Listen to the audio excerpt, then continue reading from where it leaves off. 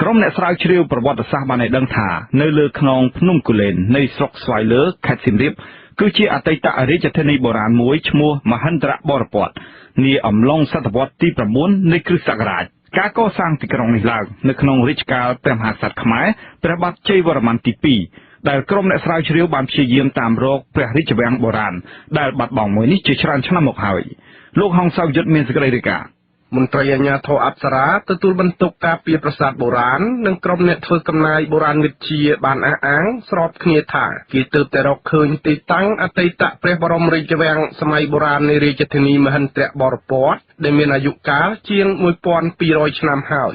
ទីតាំងអតីតរាជវាំងបុរាណនោះនៅកប់ក្រោមដីដែលមានព្រៃក្រាស់ដុះគ្របនៅលើខ្នងភ្នំគូលែន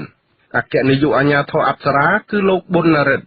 លោកបានមានប្រសាសន៍កាលពីរសៀលថ្ងៃអាទិត្យទី16ខែមិថុនាថាកាលពី 4-5 ខែមុនក្រុមអ្នកបុរាណវិទ្យាមកពីស្ថាប័នប្រមាណ 7 ទៅ 8ដែលធ្លាប់ស្រាវជ្រាវនៅតំបន់អង្គរបានសហការគ្នាចូលវិភាគទានជាមួយអាជ្ញាធរអប្សរា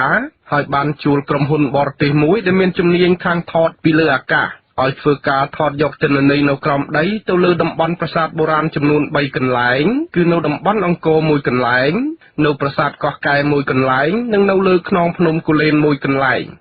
ការថតនោះគឺនៅតំបន់ខ្នងភ្នំគូលែនបានរកឃើញទីតាំងមួយកន្លែងដែលគេសង្ស័យថាជាអតីតព្រះបរមរាជវាំងនៃរាជធានីមហិន្ទ្របរពតពីបញ្ជូន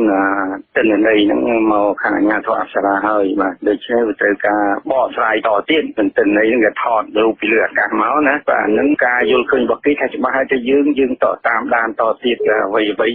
ការបកស្រាយមិនមែនទាន់យើងជឿថា 100% ទេណាមន្ត្រីអាជ្ញាធរអប្សរាបានឲ្យដឹងថាបច្ចុប្បន្នរាជរដ្ឋាភិបាលកំពុងរៀបចំបង្កើតក្រុមការងារមួយដើម្បីទៅធ្វើការនៅទីនោះដើម្បីការពារព្រៃឈើនិងប្រាសាទបុរាណមួយចំនួនដែលគេរកឃើញជាបន្តបន្ទាប់អ្នកស្រាវជ្រាវបុរាណវិទ្យាមួយក្រុមរបស់អង្គការឈ្មោះមូលនិធិអភិវឌ្ឍបុរាណវិទ្យា ADF បានឲ្យដឹងថាគេមានអំណះអំណាងមួយចំនួនដើម្បីបញ្ជាក់ថាទីតាំងក្រោមដីដែលគេបានរកឃើញនោះពិតជាអតីតព្រះបរមរាជវាំងនៃសម័យបុព្វកាល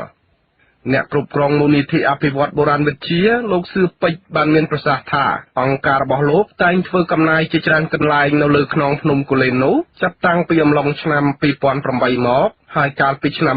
2010គឺក្រុមរបស់លោកបានចូលទៅដល់កន្លែងទីតាំងអតីតព្រះបរមរាជវាំងនោះក៏មានការសង្ស័យក៏ប៉ុន្តែទោះយ៉ាងណាក្រុមរបស់លោកពុំមានអំណះអំណាងគ្រប់គ្រាន់ដើម្បីបញ្ជាក់ថាទីនោះពិតជាអតីតព្រះបរមរាជវាំងទេ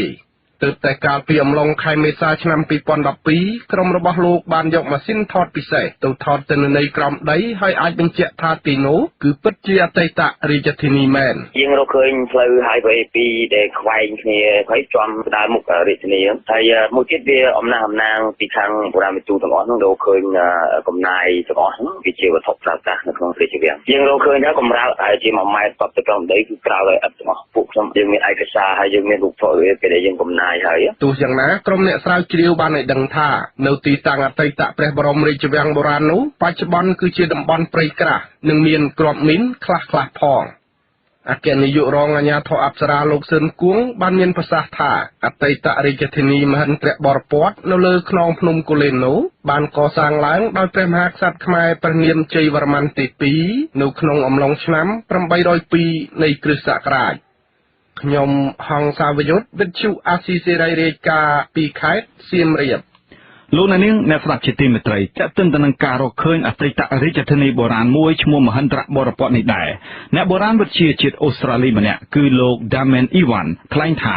នេះគឺជារបបកំហើញដ៏អស្ចារ្យលោកបន្តថាប្រាសាទបែកបាក់មួយនេះជាផ្នែកមួយនៃអាណាចក្រដ៏មានអរិយធម៌រុងរឿងមួយកាលពី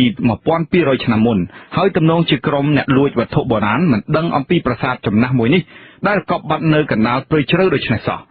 លោកបណ្ឌិត Damian Ewan ជានាយកមជ្ឈមណ្ឌលស្រាវជ្រាវផ្នែកបុរាណនៃសាកលវិទ្យាល័យ Sydney ប្រចាំនៅកម្ពុជាលោកថ្លែងថាការរកឃើញនេះគឺត្រូវគ្នាទៅនឹងការសិក្សាស្រាវជ្រាវជាយូរមកហើយដើម្បីបង្ហាញវាំងចាស់មួយឈ្មោះមហិន្ទ្របរពតដែលអតីតរាជធានីបុរាណរបស់ខ្មែរមួយកសាងឡើងនៅក្នុងរយៈពេល350ឆ្នាំមុនការកសាងប្រាសាទអង្គរទៅទៀតរបបកំហើញនេះនឹងផ្សព្វផ្សាយដាក់បង្ហាញនៅសាលាបណ្ឌិតសភាជាតិផ្នែកវិទ្យាសាស្ត្រនៅក្នុងសហរដ្ឋអាមេរិក